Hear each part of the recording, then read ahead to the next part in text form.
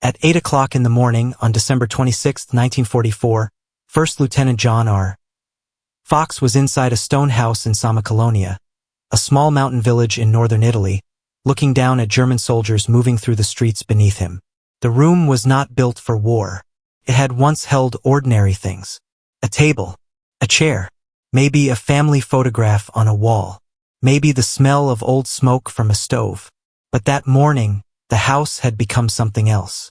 A lookout, a trap, a listening post balanced above a village being swallowed.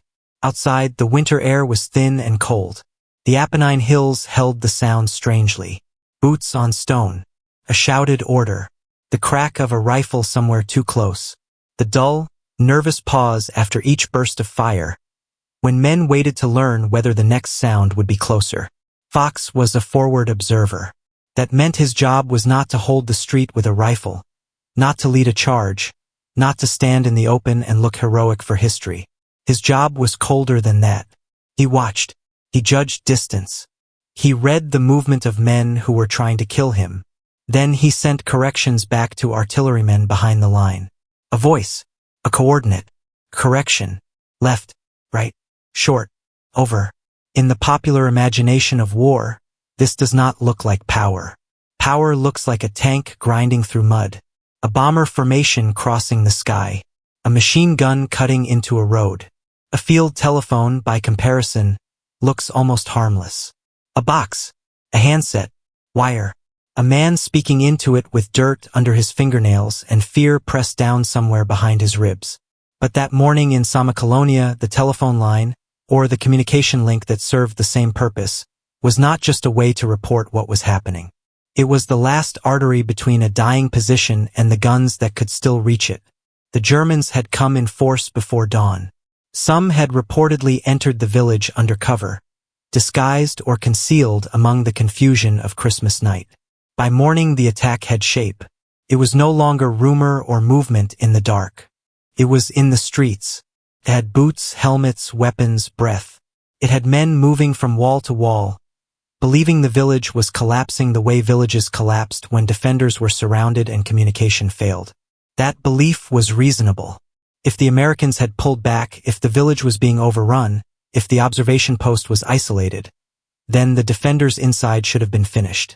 A man upstairs with a telephone should not have been able to change the outcome. He should have been a detail, a loose thread, something to be cut. But Fox could still see. And as long as he could see, the guns behind the line were not blind. Somewhere away from the village, artillery crews waited for information. Men stood beside guns, cold and tired, their hands moving through routines they knew too well. Shells were ready, breeches opened, powder charges prepared. The guns could throw steel into the mountains, but they could not decide by themselves where that steel belonged. They needed eyes. Fox was those eyes. From the second floor, he could see German movement pushing deeper into Sommocolonia. He could see what commanders farther back could not. Maps showed roads, ridges, buildings, and grids. Maps did not show the breadth of men in doorways. They did not show which alley had filled with enemy troops. They did not show the moment when a village stopped being defended ground and became a killing zone waiting for one final order. The strange thing about that morning is how small the decisive details were. A wire that had not yet been severed. A voice that had not yet gone silent. A man who did not leave when leaving would have made sense. A correction sent calmly enough that the men receiving it could believe he still knew what he was doing. War often pretends to be about great machines and grand plans. But in the actual moment, it narrows. It becomes a window, a handset, a few yards, a voice asking for fire to be brought closer. The Germans believed they were closing in on a broken position. What they did not yet understand was that the closer they came to John Fox, the closer they came to every artillery piece still listening to him.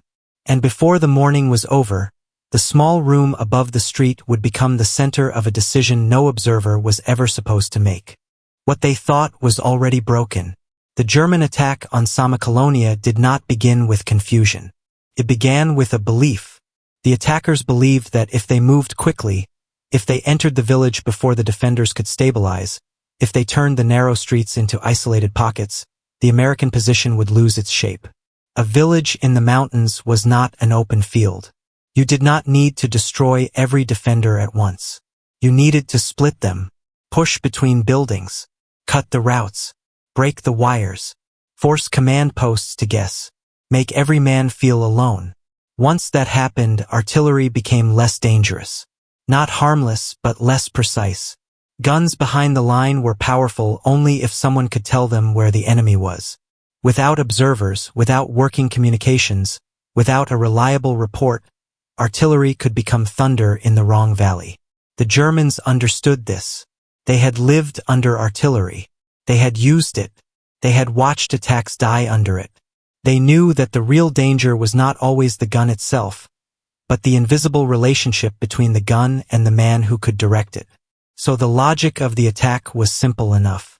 Seize Sommocolonia, push through the streets, overrun the observers, break the link. Once the link was broken, the artillery behind the American lines would become slower, less certain, more cautious. The attack would have room to breathe. And in the cold hours before dawn, that belief must have seemed justified. The American front in Italy was tired. By late 1944, the war had already moved past so many names that people now remember more easily. Normandy, Paris, the Ardennes. Italy had become, to many, a hard campaign in difficult country. Fought ridge by ridge, road by road, village by village. The mountains did not give easy victories. They made armies pay for every bend in a road. Sommocolonia was not a place that looked as if it should decide anything large. It was a mountain village, old stone pressed into steep ground, the kind of place where a single street could become a battlefield because there was no other way through. For soldiers moving into it, every window was a question. Every doorway might hold a rifle. Every corner shortened life to the next few steps. The German soldiers entering the village were not cartoon villains marching blindly into doom. Many were experienced. Many had learned the hard arithmetic of infantry combat. They knew that hesitation killed. They knew that a defender given time could become harder to remove.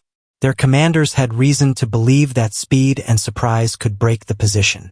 But belief in war is dangerous because it often continues after the facts have changed. They believed the American line had been disrupted. They believed any observer left in Sommocolonia would be too isolated to matter. They believed that once their troops were inside the village, American artillery would hesitate. Friendly troops might still be nearby. Civilians might be in cellars. The geometry would be too uncertain. No commander wanted to drop shells blindly onto a village where his own men might still be trapped. That was the assumption. It was not foolish. It was incomplete. Because inside one of those buildings, John Fox still had what mattered most. Position, vision, discipline, and a way to communicate. He did not need to defeat the German attack with his own weapon. He only needed to describe it accurately enough that distant guns could do what his own hands could not. The Americans, too, had their own beliefs. Some believed that wire communication near the front was always temporary. Shells cut it. Vehicles crushed it. Men tripped over it in the dark. Rain and mud punished it.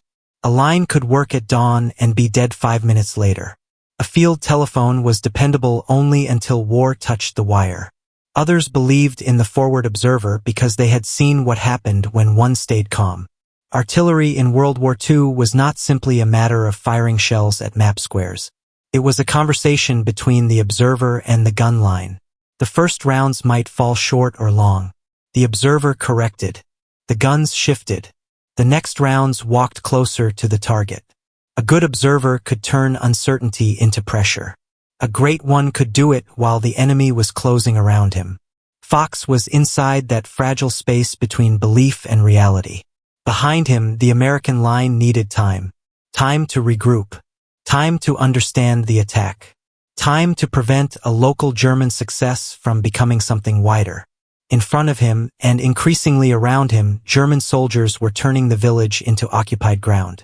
The Germans believed they were collapsing the American position from the inside. What was really happening was stranger. By entering the village in strength, they were gathering themselves inside the one place Fox could still describe with deadly precision. And that meant the most important weapon in the village was not the one making the loudest noise. It was the one still waiting for his voice. the wire that had to survive. A field telephone was not impressive to look at. It had no barrel, no armor, no recoil. It did not flash in the sky or shake the ground when it worked. In photographs, it can look almost domestic, like something a clerk might carry from one office to another. A box with a strap, a handset, a crank, batteries, wire. But soldiers knew better. Wire was life when the radios failed. Wire was the difference between a company commander who knew what was happening and one who guessed. Wire carried fear, coordinates, requests for ammunition, warnings of tanks, reports of wounded men, and sometimes the last words sent from positions that would not answer again. The problem was that wire lived in the same world soldiers did. It lay in mud, crossed roads. It ran through shell holes and ruined walls, could be cut by fragments, crushed under tracks, snagged by boots, or sliced by a man who understood that killing the line could blind the guns. Signalmen spent their war repairing what the battlefield kept breaking. They moved bent over, often under fire, following cable through smoke and dirt, looking for the place where the voice had stopped. For a forward observer, the communication link was not a convenience. It was the weapon's trigger. The artillery itself sat behind the line, sometimes miles away, hidden in fields, orchards, ravines, or behind ridges. The guns could not see Sommocolonia. The crews could hear distant firing, perhaps see smoke above the hills, but they did not know which street was filling with German troops. They needed someone forward. The observer saw the target and called it in. The Fire Direction Center received the message. Men bent over maps and charts. Numbers became angles. Angles became commands. Commands went to gun crews. The gun crews fired. The observer watched the fall of shot and corrected it. Too far. Bring it left. Drop it short. Again. This process could sound mechanical when described after the fact. But in the moment, it depended on nerves. A wrong correction could waste time. A delayed correction could let the enemy move. A broken line could turn a precise fire mission into silence. That morning, John Fox's connection to the guns was not merely a piece of equipment. It was a narrowing bridge between two worlds. The room where he could see Germans moving below him, and the gun positions where men waited for his next words. Imagine the men on the other end. They could not see his face. They could hear the quality of his voice. That mattered. A man under pressure reveals things he may not intend to reveal. Too fast, and the listener hears panic. Too slow, and the listener wonders if he is wounded, stunned, or gone. Fox had to sound clear enough that the artillerymen believed the information was still reliable. In war, trust is often built in ordinary moments and spent in terrible ones. The men receiving Fox's calls had to trust that he was not guessing. He had to trust that they would fire where he asked. The gun crews had to trust the Fire Direction Center. The line had to hold long enough for all of them to become one system. This was the hidden architecture behind the title. The Germans could not believe a field telephone could kill their attack because a telephone does not kill anything by itself. But it can connect the man who sees to the men who fire. It can turn a distant battery into a presence in the street. It can make an enemy feel as if the shells are following him personally, because in a sense, they are. Fox watched the attack develop. The German soldiers were closer now. The village was no longer a target somewhere ahead of him. It was around him. The observation post was becoming part of the battlefield it was describing. That created a problem artillerymen feared. At normal distance, an observer could adjust fire with some room for error. But when the enemy pressed near friendly troops, the margin shrank. A few yards mattered. A delay mattered. A shell that landed slightly wrong might save the line and kill the men holding it. Danger close fire was not a phrase for drama. It was a warning that the mathematics had become personal. Fox knew it. The men behind the guns knew it. The battalion commander knew it. But the Germans did not yet know how much danger they were creating for themselves by moving closer to the observer. They thought closeness protected them. They thought the Americans would not dare fire into their own position. That belief was about to be tested by a man upstairs, a working communication link, and a decision that would leave no safe distance left. The man they almost forgot. John Robert Fox was not born for a monument. He was born in Cincinnati, Ohio in 1915, long before the village of Sommocolonia would become tied to his name. He grew up in a country that asked black men to serve while often refusing to see them fully. By the time he wore an officer's uniform, the United States Army was still segregated. Units were divided not only by job or branch, but by race. Men could train, march, fight, bleed, and still be measured by assumptions they had not made. Fox served with the 92nd Infantry Division, the Buffalo Soldiers. The name carried history. It also carried expectation, pressure, and the burden of proving what should never have needed proof. In Italy, the men of the 92nd fought in terrain that punished everyone. Mud, steep roads, exposed ridges, stone villages, German defenses worked into the mountains. There was nothing easy about that front. As a forward observer, Fox occupied one of the loneliest roles in artillery war. A forward observer was not simply a man with binoculars. He had to understand infantry movement, artillery procedure, map reading, enemy behavior, and fear. He had to turn noise into information. He had to know when a target was worth firing on and when it was bait, when the enemy was probing and when the attack had truly begun. He had to remain close enough to see, which often meant close enough to die. There is a kind of courage in charging a position. There is another kind in staying still. Fox's courage was the second kind. The war around him was not a clean contest of machines. It was a human system under strain. Men were tired. Officers made decisions with incomplete reports. Lines failed. Maps lied by omission. Villages that looked secure at midnight could be penetrated by dawn. A commander might believe he understood the battlefield and then discover that an alley, a ridge, a hidden route, or one determined enemy patrol had changed everything. Fox's job was to see the change before others did. And because he served in a segregated army, his story carries another layer that cannot be ignored. The system needed men like him. It needed their skill, their nerve, their discipline. Yet the same system did not always honor them in proportion to what they gave. The delay in Fox's full recognition was not an accident of memory alone. It belonged to a larger failure in how valor was recorded, weighed, and remembered. But inside the room at Sommocolonia, none of that could help him. History's judgment was far away. The only question was whether he could do the job in front of him.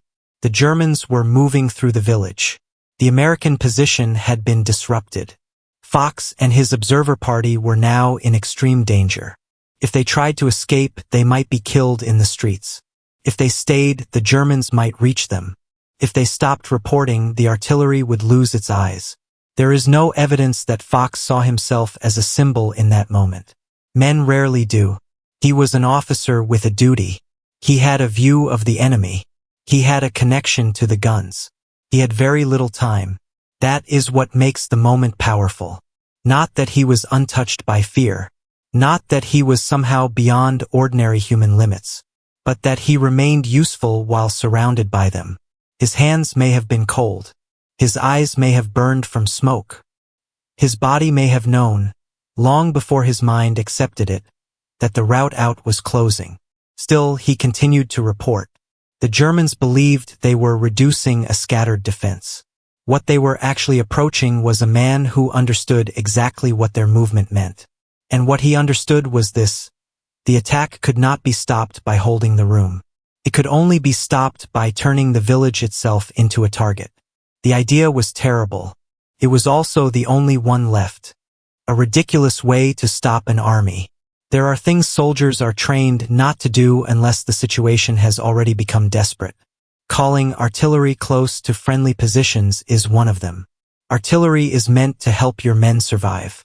It is meant to break up enemy formations before they arrive, smash assembly areas, cut roads, silence machine guns, suppress movement, and give infantry a chance to breathe. It is not meant to land on the street outside your own window. Yet war has a way of taking rules written for survivable situations and dragging them into places where none of the choices are clean. By the time Fox began bringing fire closer, Sommocolonia was no longer a normal defensive position. The Germans were inside the village. They were not merely approaching it. They were moving through it. The space between observer and target had collapsed. From the artillery side, the danger was obvious. If Fox gave a correction too close to himself, the shells could kill him. If the guns fired slightly off, the result could be catastrophic. If the observer was confused, wounded, or under too much pressure, the fire mission might become a tragedy without tactical value. A commander listening to Fox had every reason to hesitate. The voice on the line was asking for something no one wanted to authorize. Bring the artillery closer. Then closer still. The German attack was too near. The village was crowded with danger.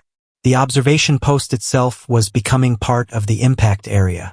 There is a moment in such decisions when procedure gives way to trust. The men behind the line could not see what Fox saw. They could only hear him and judge whether the man in the village still had control of the situation. That is a terrible burden for both sides. For Fox, it meant asking others to fire toward him. For the artillerymen, it meant obeying a request that might kill the man making it. The idea must have sounded almost absurd if stripped of context. One isolated observer. One line of communication. German troops in the village. Artillery behind the American lines. And somehow, from that fragile arrangement, the attack was supposed to be stopped. But context is everything. A German assault inside a village is powerful because it creates closeness. Closeness confuses defenders. It makes heavy weapons hard to use. It forces commanders to worry about their own men. It turns every room into a separate problem. But closeness also creates concentration. Soldiers gather in streets, behind walls, at intersections, around buildings they believe are being cleared. They become visible to someone above them. They become vulnerable to fire adjusted by a man who can still see. That was the reversal hiding inside the German success. The deeper they pushed, the more dangerous Fox became. He did not need to escape to remain effective.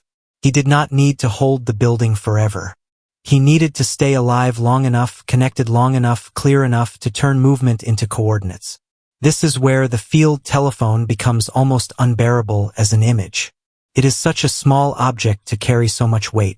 One can imagine the handset pressed hard, the cord running away from the room, the line exposed somewhere outside, the entire system vulnerable to a single shell fragment or a boot or a knife. One can imagine the men waiting on the other end, hearing the battle through Fox's voice rather than through their eyes. In that voice, they would have heard distance shrinking.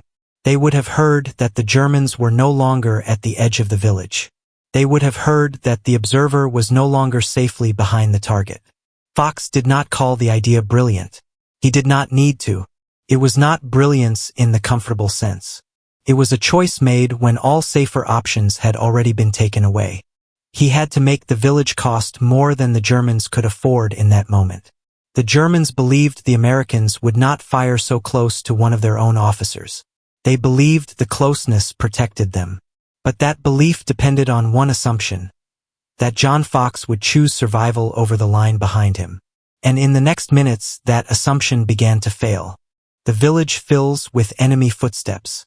The battle inside a village does not move like arrows on a map. It moves in fragments.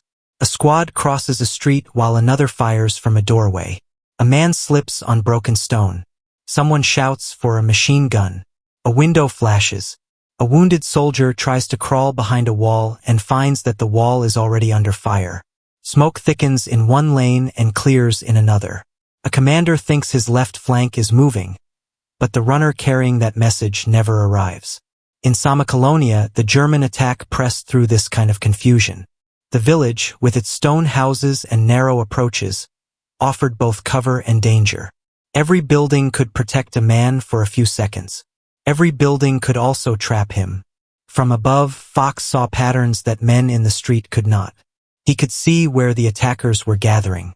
He could see where they were moving with confidence. He could see the rhythm of the assault. This is one of the quiet truths of battle. The man with the best view is often the man in the worst danger. Fox's observation post gave him height. It gave him perspective. It also marked him for death if the Germans found him.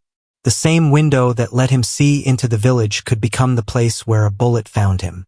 The same room that held his map and communication link could become a grave under artillery fire. The Germans below may not have known exactly where he was. They may only have known that resistance remained somewhere ahead or above them. But they were closing the distance. The pressure on Fox was not only physical. It was mental. Every correction carried consequences. Fire too far away, and the Germans keep moving. Fire too close, and American lives may be lost. Wait too long, and there may be no line left to defend. There is a particular cruelty in artillery observation at close range. The observer cannot look away. He must watch what he is causing. He must see the shells fall and decide whether the correction was right. He must judge the effect not as a distant statistic, but as movement interrupted, men thrown down, smoke covering places where men had just been.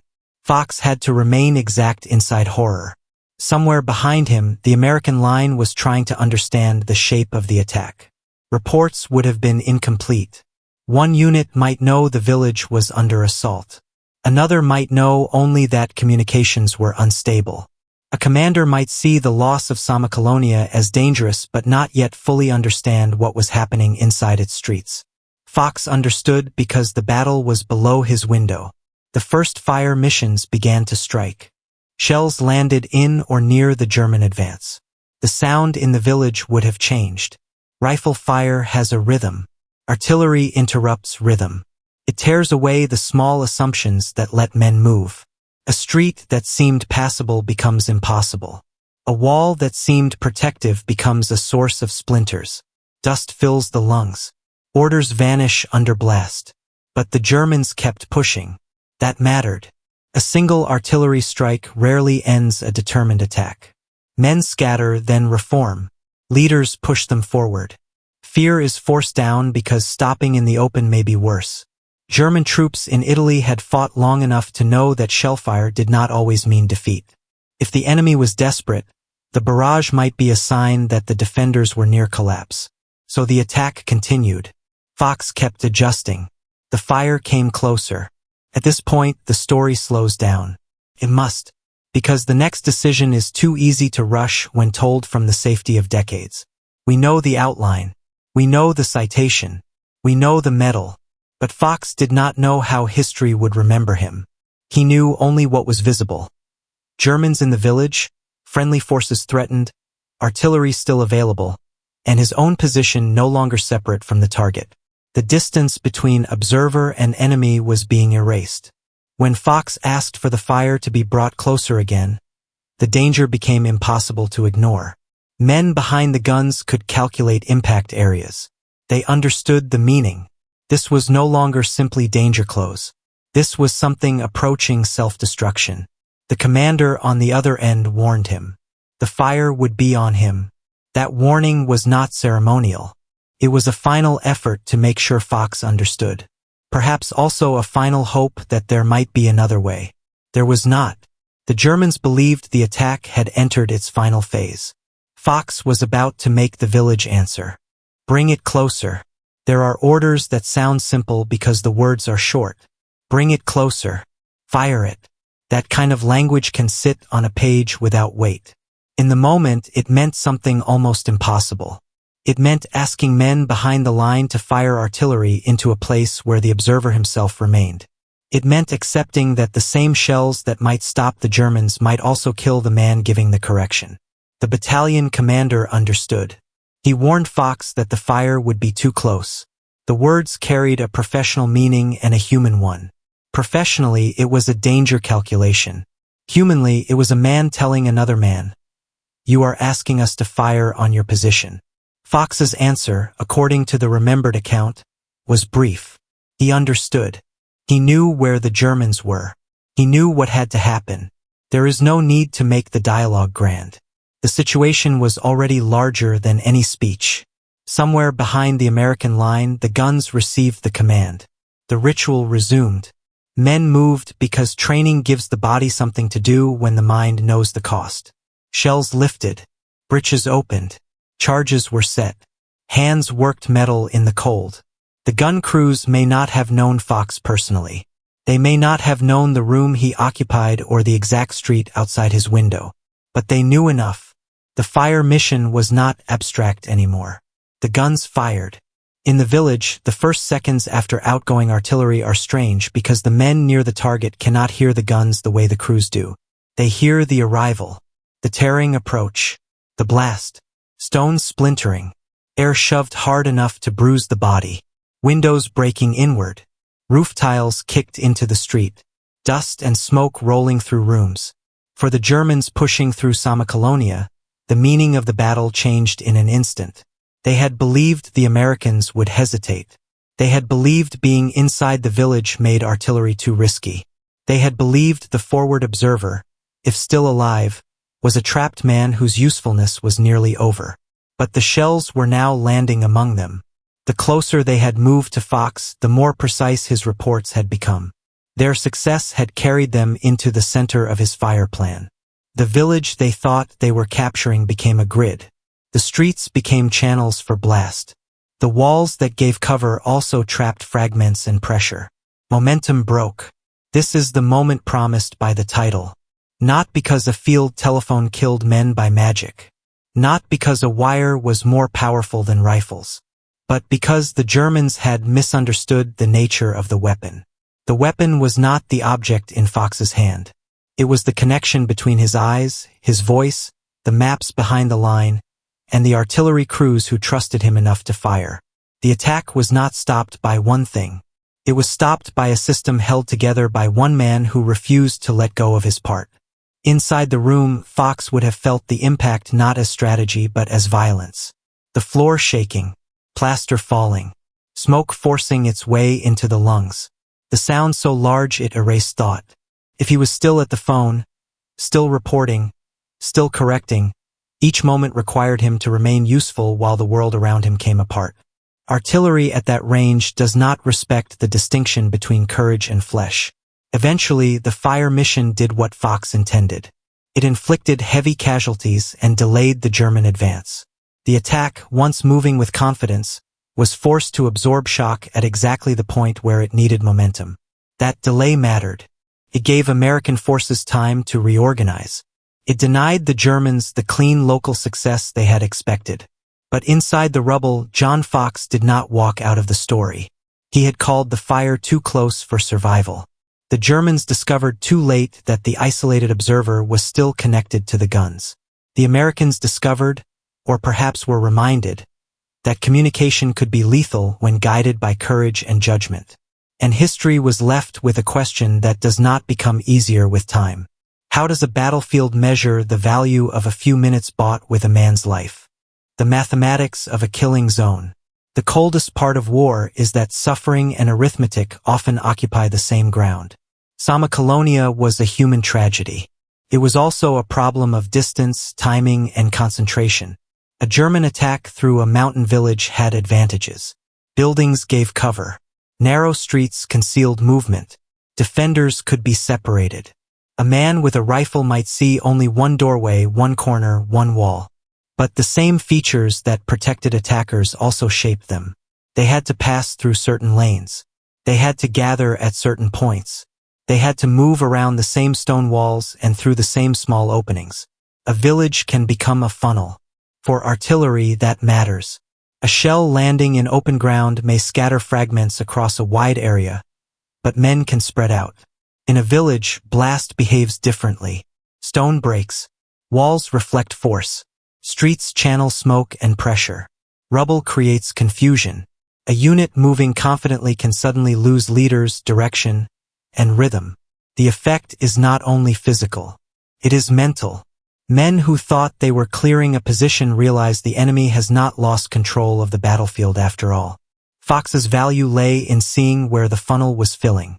He did not need to know every German intention. He needed to know where their bodies were. War becomes terribly simple at that point. Not morally simple. Never morally simple. But tactically simple. If the enemy is there and the guns can reach there and the observer can still correct the fire, then the attack can be struck. The mathematics of survival had narrowed to minutes. If Fox stopped reporting too soon, the Germans might push through before the Americans behind the line could recover. If the artillery fired too cautiously, the shells would land behind or beyond the danger. If the fire came close enough, it might stop the attack, but it might also kill the observer. The difference between failure and success could be a few hundred yards at first, then a few dozen, then less than any man would want to measure from his own position. This is what battlefield reality did to belief. The Germans believed closeness reduced American options. They believed, reasonably, that artillery could not be used freely in a village still containing friendly soldiers. But Fox turned that closeness into information. He removed the uncertainty by staying at the point of danger and reporting what he saw. In artillery, information is not decoration. It is accuracy. Accuracy is time. Time is survival. The phone line or communication link compressed the battlefield. It allowed a man in a room to move guns he could not touch. It allowed artillerymen far away to act as if they were looking over his shoulder. It made distance irrelevant for a few decisive moments. That is why the title matters. A field telephone could not kill an attack alone. But without the communication link, the guns were distant. With it, they were present. Without Fox's view, the village was confusion. With it, the village became a target. Without trust, the commander might refuse the fire. With trust, the shells came down.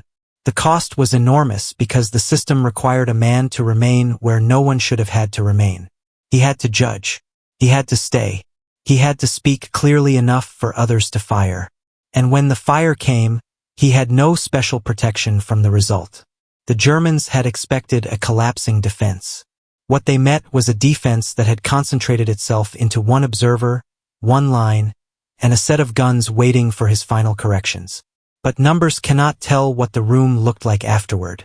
They cannot describe the silence after the shells stopped. For that, the story has to leave the map and return to the men. The cost of holding the line. After artillery, there is always a different kind of quiet. Not peace. Not calm.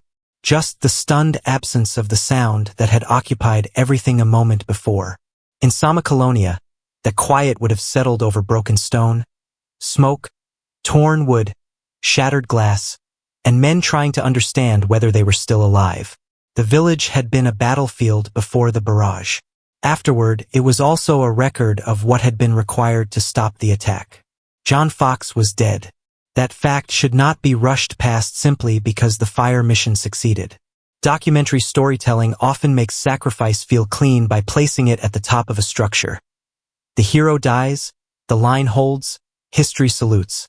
But in the actual place, death is not clean.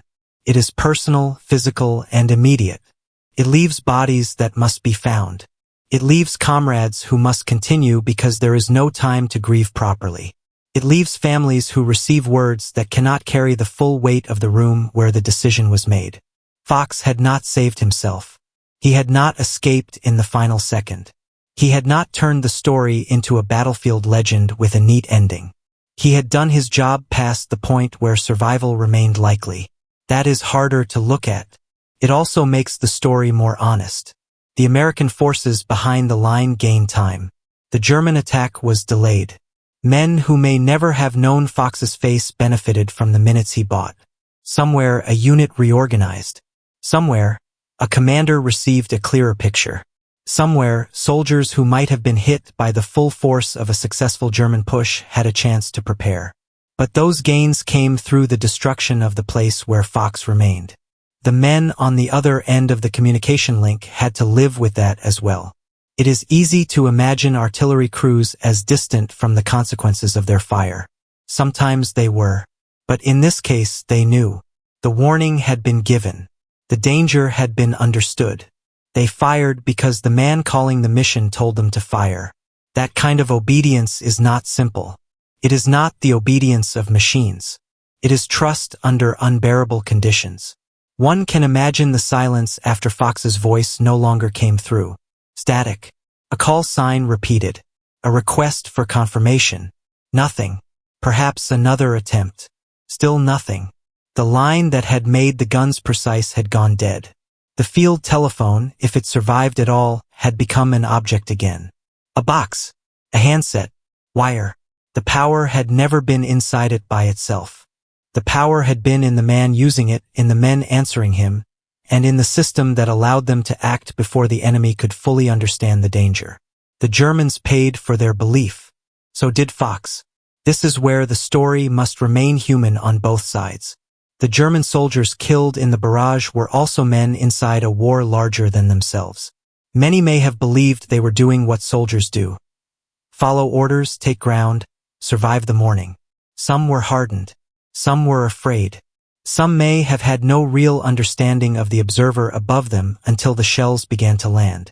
War does not become noble because one side's courage is real. It remains brutal. It consumes the brave and the obedient, the skilled and the unlucky, the remembered and the forgotten. Fox's action deserves honor not because it makes war beautiful, but because it shows the terrible price of duty when all the comfortable choices are gone. The attack had been changed. The line had been given time. The village had absorbed the violence. But after the smoke lifted, another battle began, the battle over memory. And in that battle, John Fox would wait far longer than he should have. The report that came too late. Armies record war in reports. Times, units, positions, casualties, ammunition expended, enemy movement, friendly losses, objectives held or lost. A report can tell what happened, but not always what it meant. Meaning is slower. It moves through witnesses, citations, families, archives, mistakes, prejudice, and silence. John Fox was recognized after the battle, but not fully. He received the Distinguished Service Cross. That was not a small honor. But the highest recognition, the Medal of Honor, did not come until 1997, more than 50 years after he died in Sommocolonia. That delay matters. It belongs to a wider failure in the way the United States remembered some of its own soldiers. Black servicemen fought in a segregated military during World War II.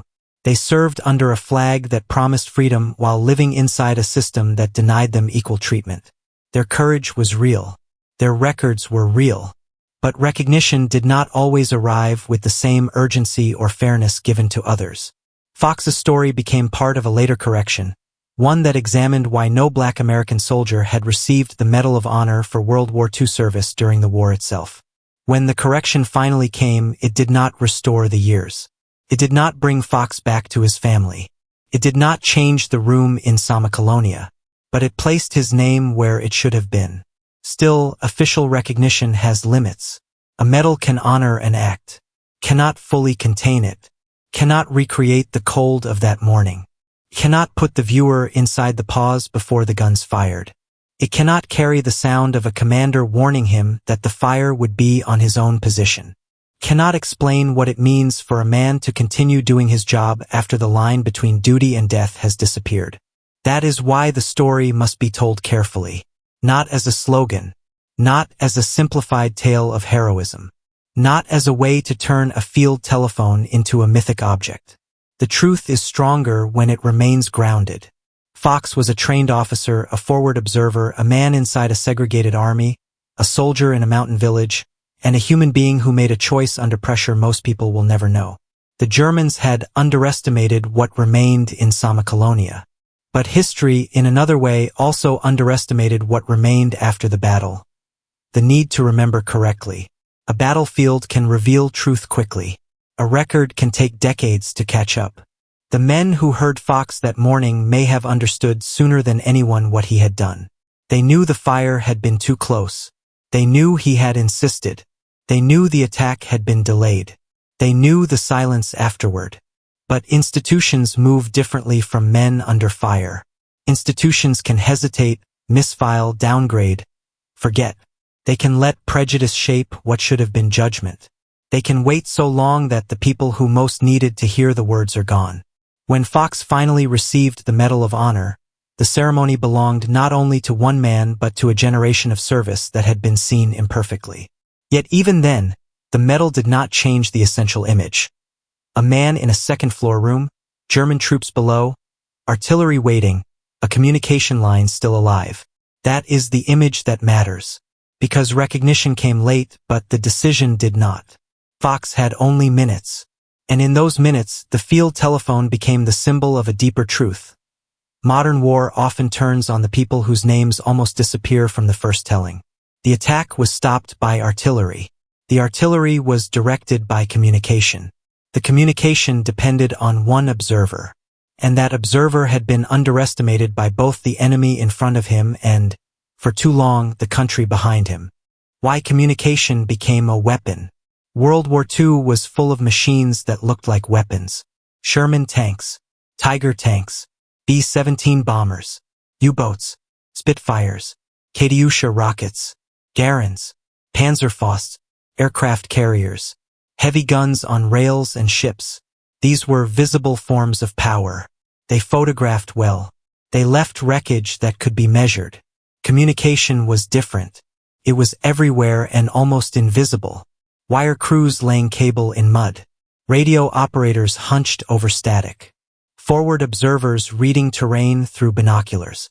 Fire direction centers turning spoken reports into firing data. Runners crossing ground when every other method failed. Signalmen repairing lines that might be cut again before evening. Without communication, armies became heavy and slow. With it, they could react. That was the real weapon behind Fox's story. The Germans did not lose men because a telephone possessed some strange power. They lost momentum because an American observer could still connect what he saw to guns they could not see. The field telephone represented a network, fragile, human, technical, and deadly when it worked. This distinction matters because it changes how we understand battle. A tank commander sees the enemy and fires his own gun. A rifleman sees the enemy and pulls his own trigger. A forward observer sees the enemy and activates a system. His weapon is distributed across distance. The gun crew may be miles away. The map may be in another room. The calculation may pass through several hands. Yet if the chain holds, the effect arrives where the observer intends. That is why communication feels so modern, even in a war of mud and steel. It allows force to appear where the enemy does not expect it. It allows a small team to influence a much larger fight. It allows the battlefield to become connected, not perfectly, never perfectly, but enough. The Germans understood parts of this because they had their own artillery and communications. But in Sommocolonia, their belief about the local situation failed. They believed the American observation network had been broken or neutralized. They believed closeness would produce hesitation. They believed the village, once entered, would protect them from the full weight of American artillery. Fox proved the opposite. As long as the observer lived and the line worked, the village remained connected to the guns. That lesson did not belong only to Sommocolonia. Across World War II, communication repeatedly changed the meaning of distance. Radar stations warned fighters before bombers arrived. Codebreakers turned hidden messages into operational advantage. Radio direction finding made submarines less invisible. Forward air controllers, naval spotters, artillery observers, and signal teams all helped turn information into force. The pattern was the same. The enemy believed the visible weapon was the main danger. What really mattered was often the system that allowed the weapon to arrive at the right time and place. But systems are made of people. A wire does not repair itself under shellfire. A map does not interpret smoke. A radio does not decide whether a frightened voice is still reliable. A telephone does not choose to remain in a room while the enemy enters the street below. That was Fox's part. His story forces us to look at the unglamorous center of war. The communication link, the observer, the trust, the correction, the few seconds between request and response. It reminds us that some of the most decisive tools in battle do not look decisive at all until everything depends on them. The Germans could recognize tanks. They could hear machine guns.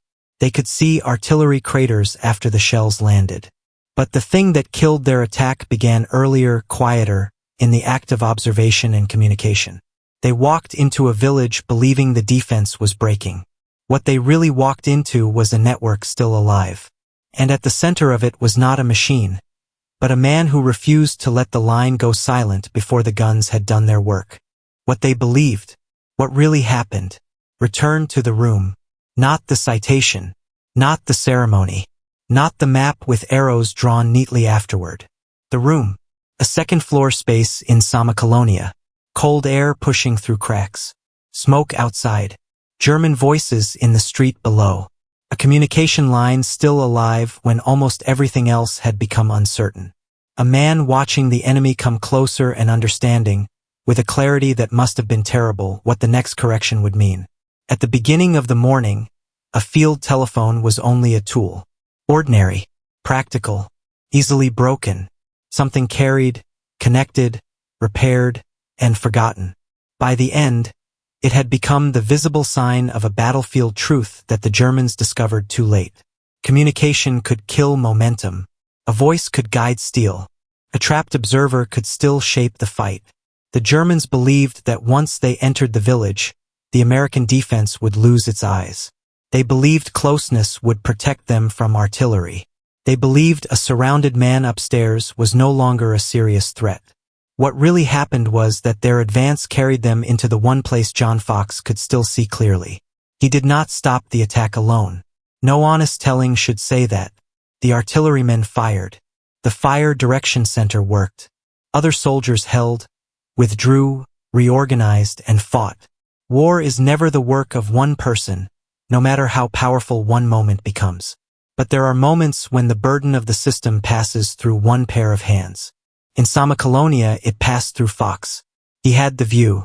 He had the link. He had the judgment. Then he made the decision. The shells that struck the village did not make war noble. They did not erase the pain of civilians, the fear of soldiers, or the grief of families. They did not turn death into something clean. They did what artillery does. They shattered. They burned. They tore open stone and flesh and silence.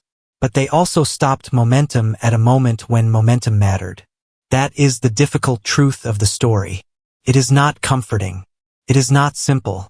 It is not the kind of truth that fits easily into a heroic poster. A man gave an order that helped save others and likely ensured his own death. The same act can be necessary and terrible. War often lives in that space. Decades later, when John Fox's name finally received the recognition it deserved, the medal could not return him to that room before the final call. Could not give him another road out of Sommocolonia. It could not shorten the years his story waited in the shadows. But it did something history must do when it is honest. It listened. It listened to the report, to the witnesses, to the silence after the line went dead, to the fact that a man once underestimated had carried more weight than his country was ready to admit. And perhaps that is why the field telephone remains such a powerful image. Not because it was magical, not because it was invincible, but because it was fragile, because it could break, because it needed someone to hold it, use it, trust it, and speak through it while the room shook around him. They believed a field telephone was only a way to report an attack. But what really happened was that, in the hands of a forward observer who refused to abandon his post, it became the connection between a dying village and the guns that could still answer. A wire, a voice, correction, and then the sky over Sommocolonia came down.